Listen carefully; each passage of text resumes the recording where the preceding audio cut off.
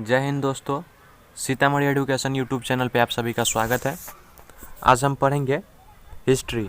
यह हिस्ट्री का part 4 video है और इससे पहले वाले अगर वीडियो आप नहीं देखे हैं तो उसका लिंक नीचे डिस्क्रिप्शन में दिया गया है, जाके देख लीजिए। इस वीडियो में आज हम पढ़ेंगे प्रागैतिहासिक काल। तो चलिए बढ़ते हैं आगे की ओर, देखते हैं क्या है। जिस काल में मनुष्य ने घटनाओं का कोई लिखित विवरण उद्धृत नहीं किया उसे प्रागैतिहासिक काल कहते हैं। प्रागैतिहासिक काल किसे कहते हैं? जिस काल में मनुष्य के द्वारा घटित घटनाओं का कोई भी लिखित विवरण उद्धृत नहीं किया गया उसे प्रागैतिहासिक काल कहते हैं। मानव विकास के उस काल को इतिहास कहा जाता है जिसका विवरण लिखित रूप में उपलब्ध है। इतिहास किसे कहते हैं? तो मानव विकास के उस काल को इतिहास कहा जाता है जिसका विवरण लिखित रूप में उपलब्ध है। आगे देखेंगे, आद्य ऐतिहासिक काल उस काल को कहते हैं जिस काल में लेखन कला के प्रचलन के बाद उपलब्ध लेख पढ़े नहीं जा सके हैं। इसका मतलब हो गया आद्य ऐतिहासिक काल उस काल को कहते हैं, मतलब आद्य ऐतिहासिक काल में जो है मनुष्य के द्वारा, उस समय के मनुष्य के द्वारा कुछ लिखा गया परंतु अभी के मनुष्य के द्वारा उसे पढ़ा नहीं जा सका है, तो उसे आद्य ऐतिहासिक काल कहते हैं। कुछ लिखा तो गया है लेकिन क्या लिखा गया है इसकी जानकारी अभी तक सही नहीं मिल पाई है, तो वो जो है आद्य ऐतिहासिक काल के अंतर्गत आता है। आगे देखेंगे, ज्ञानी मानव यानी कि होमो सैपियंस का प्रवेश इस धरती पर आज से लगभग 30 या 40 हजार वर्ष पूर्व हुआ। होमो सैपियंस का जो है प्रवेश इस धरती पर आज से लगभग 30 या 40 हजार वर्ष पूर्व हुआ था। पूर्व पाषाण युग या पूरा पाषाण काल, पूर्व पाषाण युग को ही पूरा पाषाण काल कहा जाता है, कि मानव की जीविका का मुख्य आधार शिकार था। पूर्व पाषाण युग के जो मानव थे उनका जो मुख्य आधार था जीविका का, क्या था? शिकार करना। और शिकार जो है पूरा पाषाण काल में आदि मानव के मनोरंजन के भी साधन थे। पूरा पाषाण काल में शिकार आदि मानव के मनोरंजन के भी साधन थे। आग का आविष्कार पूरा पाषाण काल में हुआ। आग का जो आविष्कार है कब हुआ था? पूरा पाषाण काल में। और पहिए का आविष्कार नव पाषाण काल में हुआ। ये याद रखने वाली बात है। आग का आविष्कार कब हुआ था? तो पूरा पाषाण काल में। और पहिए का आविष्कार कब हुआ था? तो नव पाषाण काल में हुआ था। ओके दोस्तों, बढ़ते हैं आगे की ओर। मनुष्य में अस्थायी निवास की प्रवृत्ति नव पाषाण काल में हुई थी। अस्थायी निवास की प्रवृत्ति मनुष्य में कब आई थी? तो नव पाषाण काल में। और उसने सबसे पहले कुत्ता को पालतू बनाया था। ये पिछले वीडियो में भी आप लोगों को बताया गया हुआ था कि मनुष्य सबसे पहले कुत्ता को पालतू बनाया था। ओके, आगे बढ़ते हैं। मनुष्य ने सर्वप्रथम तांबा धातु का प्रयोग किया था। और जब जानवर की बात अब आते हैं धातु की तरफ, तो मनुष्य जो है सर्वप्रथम किस धातु का प्रयोग किया था? तो तांबा धातु का प्रयोग किया था। तथा उसके द्वारा बनाया जाने वाला प्रथम औजार क्या था? कुल्हाड़ी, जिसका प्राप्ति स्थल है अतिरंपकम। कुल्हाड़ी का जो प्राप्ति स्थल है अतिरंपकम है। मनुष्य के द्वारा बनाया जाने वाला सबसे प्रथम औजार कौन सा है? कुल्हाड़ी। और सर्वप्रथम पालतू बनाया जाने वाला जानवर कौन है? तो कुत्ता है। और सर्वप्रथम उपयोग में किया जाने वाला धातु कौन है? तो तांबा है। आगे देखेंगे, कृषि का आविष्कार, कृषि यानी कि खेती बाड़ी का जो आविष्कार है वो नव पाषाण काल में हुआ था।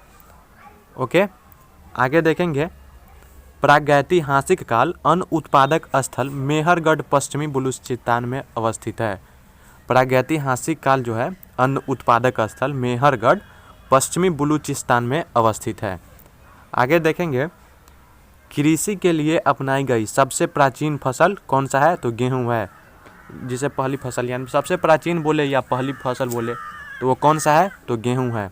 एवं जौ थी। गेहूं एवं जौ जो है कृषि के लिए अपनाई गई सबसे प्राचीन यानी कि पहली फसल थी।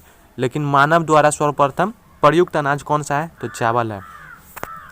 यहाँ पे याद रखना होगा, और परीक्षा में अगर पूछेगा सबसे अपनाई गई सबसे प्राचीन फसल, तो गेहूं एवं जौ। और मानव द्वारा प्रयोग में लाई गई सबसे प्रथम तो कौन सा है? मानव द्वारा उपयोग में लाई गई सबसे पहली फसल कौन सा है? चावल है। आगे देखेंगे, कृषि का प्रथम उदाहरण मेहरगढ़ से प्राप्त हुआ है। कहाँ से प्राप्त हुआ है? तो मेहरगढ़ से। और कोल्डी हवा जो है, कोल्डी हवा का संबंध किससे है? चावल के प्राचीनतम साक्ष्य से है। कृषि का प्रथम उदाहरण जो है मेहरगढ़ से प्राप्त हुआ है तथा कोल्डी हवा का संबंध चावल के प्राचीनतम साक्ष्य से है। आगे देखेंगे पल्लावरम नामक स्थान पर प्रथम भारतीय पुरापाषाण कलाकृति की खोज हुई थी। पल्लावरम नामक स्थान पर प्रथम भारतीय पुरापाषाण कलाकृति की खोज हुई थी। भारतीय पुरापाषाण कलाकृति की खोज कहाँ हुई थी? तो पल्लावरम नामक स्थान पे। आगे देखेंगे भारत में पूर्व प्रस्तर युग के अधिकांश औजार सफीटिक पत्थर के बने थे। पूर्व प्रस्तर युग के जो अधिकांश औजार थे वो किस चीज़ के बने थे? तो पत्थर के बने हुए थे। आगे बढ़ते हैं। रॉबर्ट ब्रूस फुट पहले व्यक्ति थे। रॉबर्ट ब्रूस फुट पहले व्यक्ति थे जिन्होंने 1863 ईस्वी में भारत में पुरापाषाण कालीन औजारों की खोज की थी। भारत में पुरापाषाण कालीन औजारों की खोज कब हुई थी? तो 1863 ईस्वी में। और किसने की थी? तो रॉबर्ट ब्रूस फुट, जो कि पहले ही व्यक्ति थे जिसने 1863 ईस्वी में भारत में पुरापाषाण कालीन औजारों की खोज की। आगे देखेंगे भारत का सबसे प्राचीन नगर कौन सा है? तो मोहनजोदड़ो है। भारत का सबसे प्राचीन नगर मोहनजोदड़ो था, सिंधी भाषा में जिसका अर्थ है मृतकों का टीला। मोहनजोदड़ो का अर्थ सिंधी भाषा में क्या है? मृतकों का टीला। आगे बढ़ते हैं। असम का श्वेतप्रभु गिब्बन भारत में पाया जाने वाला एकमात्र मानवाव कपि है।